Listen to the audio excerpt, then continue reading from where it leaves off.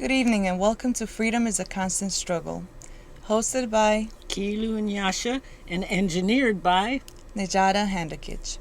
We will bring you history and news of liberation struggles throughout the world. Kilu will interview activists involved with issues such as the war, poverty, the prison system, political prisoners, healthcare, homelessness, as well as many other issues and how they affect you.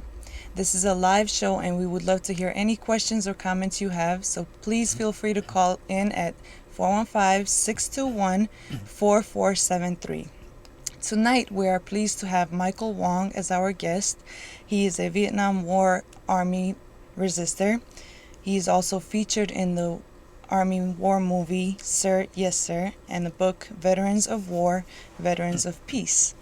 And so now here's Kilu with all the rest of the information. Thank you, Najada. And it's Sir, No Sir, the film. But Michael Wong, welcome to Freedom is a Constant Struggle. It's such a great honor and pleasure to have you here. You resisted going to Vietnam in 1969. Would you take it from there and tell us about yourself? Sure. I was in the Army for a year. Got orders for Vietnam. It was after the My Lai massacre, after we'd found out a lot about the lies and the illegality of the war. I decided not to go. I went AWOL for 2 weeks, turned myself into the Presidio stockade with my lawyer, refused orders to Vietnam. They had 15 years worth of charges against me. I was prepared to plead guilty. They decided to drop all the charges, release me from the stockade, and order me back to the Oakland Army Terminal for shipment to Vietnam. I escaped. I went AWOL. I deserted to Canada, came back after the war, turned myself in again, got an undesirable discharge, and lived happily ever after. I eventually became a social worker, got my master's in social work degree. I'm a member of Veterans for Peace. I'm a member of the Veterans Writing Group, which is facilitated by Maxine Hong Kingston. I'm in the book Veterans of War, Veterans of Peace, which is an anthology written by our group and edited by Maxine Hong Kingston.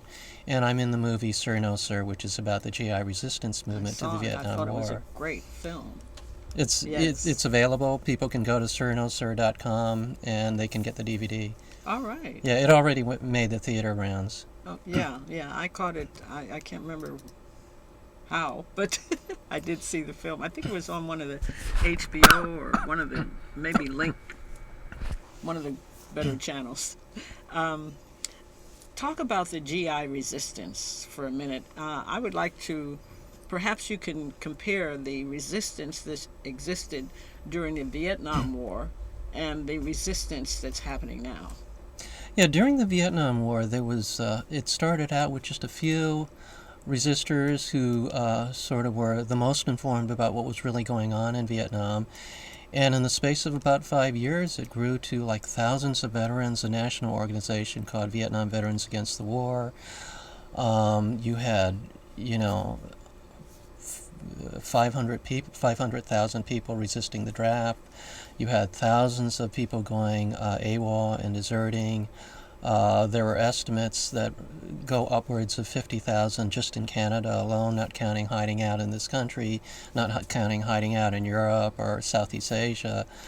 You had whole units refusing to go into combat in some situations. You had people killing their own officers when they called it fragging. They called it fragging, and the most common way was to throw a fragmentation grenade into an officer's bunker. But there were other ways that people did it too. You had over 200 GI newspapers against the war circulating throughout different army bases around the world, including army bases in Vietnam. It was just an incredible thing, and it brought the military to the point where it was undependable, and they decided they could no longer rely on it as an instrument of war. There are Pentagon reports that say that the GI resistance movement infiltrated the entire U.S. military, including all branches of service. It infiltrated it. Well, they infested, I think was infested. the word they I love it. Infested. That's yes. great. Well, it was infiltration, though. Yeah. By ourselves. Yes. Not by outsiders. Exactly. Oh, that's, yeah. Yeah. So what I did was I actually was at many of the typical. rallies, so I remember they were incredible rallies, huge rallies against the war. Right. This war, however, there were huge rallies to try to prevent the war, and that just did not happen. Right. Describe today's resistance. Well, in terms of military resistance, just about 2 years ago, Veterans for Peace, which is a national organization of veterans, for peace, of which I'm a part, helped a few young Iraq veterans form a new organization called Iraq Veterans Against the War. You can find it on the net, ivaw.org.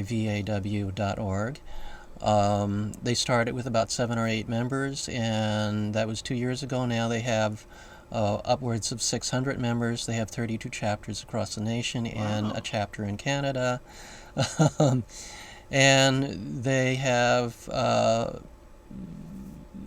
instead of GI newspapers, they're having, a lot of stuff on the net. We have GIs in Iraq blogging against the war.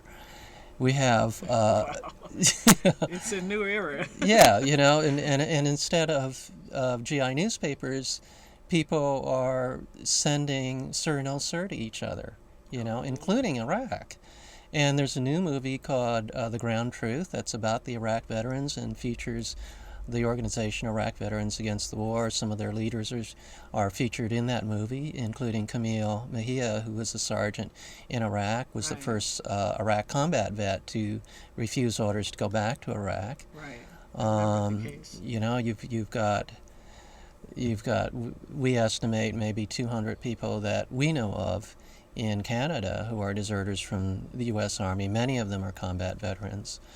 Or U.S. Army and Marines, I should say. I'm sorry. I thought I had read something about Canada not granting asylum to deserters now. Yes, what's happened is we have all these deserters in Canada.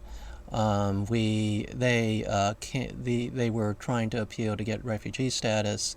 Their appeal was turned down finally by the Supreme Court. Now they're going the Parliament route, and they have motions going on in Parliament. I think there was one motion that was just passed at the first stage. It's an ongoing fight. We don't really know what's going to happen finally.